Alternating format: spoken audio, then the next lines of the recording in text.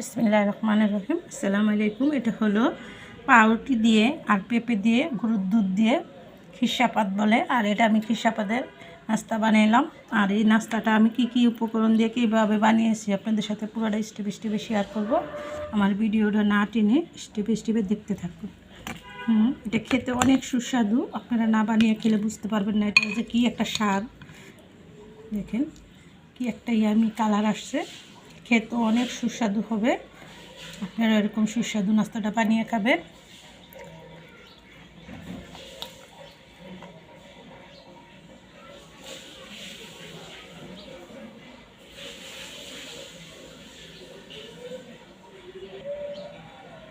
চাপটা বানানোর জন্য এই যে এখানে নিয়েছি পাউরুটি। আর এই পাউরুটিটা এই যে লাল লাল কালারটাই বেশিটা ভালো হয়। আমি তার জন্য এটা নিয়ে নিয়েছি। আর কয়েক পিস রুটি নিয়েছি। আর এখানে নিয়েছি আমি 250 গ্রামের উপরে দুধ আমি জাল দিয়ে শুকিয়ে নিয়েছি। আর নিয়েছি আমি অর্ধেকটা পেঁপে, আদা পাকা আদা কাঁচা। আর এটা আমি একটু সিদ্ধ করে নিব। আর এটার সাথে চিনি দিয়ে আমি সিদ্ধটা করব, আপনাদের সাথে শেয়ার করব আমি কি দিয়ে কি উপকরণ দিয়ে কীভাবে বানাবো এই নাস্তাটা। পুরোটাই আপনাদের সাথে স্টেপে শেয়ার করব। আমার ভিডিওটা না টেনে আপনারা দেখতে থাকুন। দেখেন পেঁপেটা আদা পাকা আদা কাঁচা। এটা খেতে এমনি কাঁচা খেতে অনেক সুস্বাদু। বাচ্চারা কাঁচা পেঁপে জোর করে খাওয়ানো লাগে না। আমার নাতির সুন্দর মতো খায়। তারপর আমি একটা নাস্তা বানিয়ে দিব আর আপনাদের সাথে শেয়ার করব। আপনারা আমার ভিডিওটা না টেনে দেখতে থাকুন। এখানে কিছুটা লবণ দিলাম আর সামান্য একটু চিনি দিব।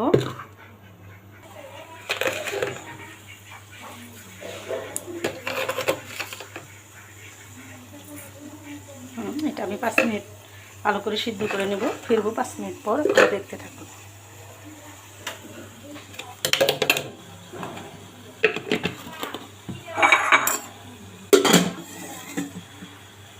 5 মিনিট পরে আমার পেঁপেটা সিদ্ধ হয়ে গেছে। আমি এটা ব্লেন্ড করে নেব। আর যাদের ব্লেন্ডার নাই তারা পাটায় পিষে নিতে পারেন। ব্লেন্ড করে নেব।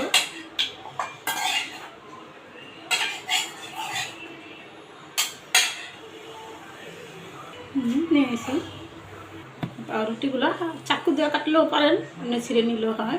হয়ে গেছে। আর এই কালার রুটিটা খুব সুন্দর, একটু লালচে হলে কালারটা সুন্দর হয়। আমার দুধটা এর দিকে ঘন হয়ে গেছে। আমি এখন এটাতে দুধ দিয়ে দিব। একদম ঘন হয়ে গেছে। আমি এখন চুলা অন করে দিব। আর আমি পেঁপেটা ব্লেন্ড করে নিব। পেঁপেটা আমার ব্লেন্ড করা হয়ে গেছে। আমি এক কড়াই বসিয়ে দিছি। এটা আমি এখন দিয়ে দিব।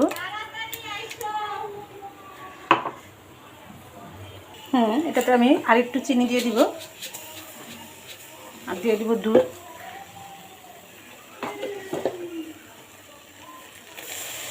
সর শুদ্ধ পুরোটা দুধ আমি দিয়ে দিলাম এখানে। আর এই রান্নাটা একদম চুলার আঁচ কমিয়ে রান্নাটা করতে হবে। আমি এখন দিয়ে দেবো পাউরুটিটা। আমি একটু গুঁড়া করে নিব, হাত দিয়ে এমন কষলিয়ে নেব। তাজা রুটি হইলে বটে যায়, কিন্তু নিতে হবে বাসি রুটি হইলে সুন্দর হয়। তারপর দুধ আছে এখন দিয়ে দিব, গলে যাবে।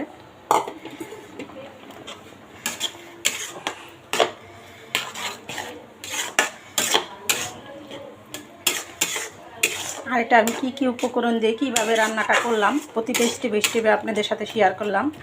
আমার ভিডিওটা আপনারা না টেনে পুরোটা স্টেপে দেখবেন। আর এরকম সুস্বাদু একটা রান্না করে খাবেন। আর আমার ভিডিওটা দেখে ভালো লেগে থাকলে অবশ্যই একটা লাইক, একটা কমেন্ট, একটা শেয়ার করে দিবেন। একদম চুলার আঁচ কমিয়ে রান্নাটা করতে হবে। দেখেন কত সুন্দর একটা ইয়ামি কালার চলে আসছে। কারেন্টে যা পরে এই মিনিটে কারেন্ট চলে যায়, একদম ঘর দুয়ার অন্ধকার হয়ে যায়। থাকি পরের বাড়িতে ভাড়া, কত শুট করবো। এটা আমি 2 মিনিট ভালো করে ইয়া করে নিব। ফিরবো 2 মিনিট পর।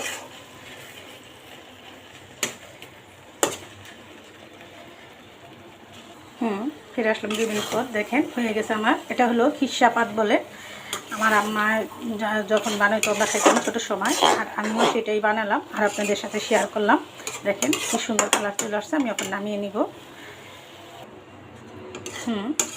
পেঁপে দিয়েও যে এরকম সুস্বাদু একটা রেসিপি করা যায়, আপনারা না খেলে বুঝতে পারবেন না। আপনারা অবশ্যই বানিয়ে খেয়ে দেখবেন।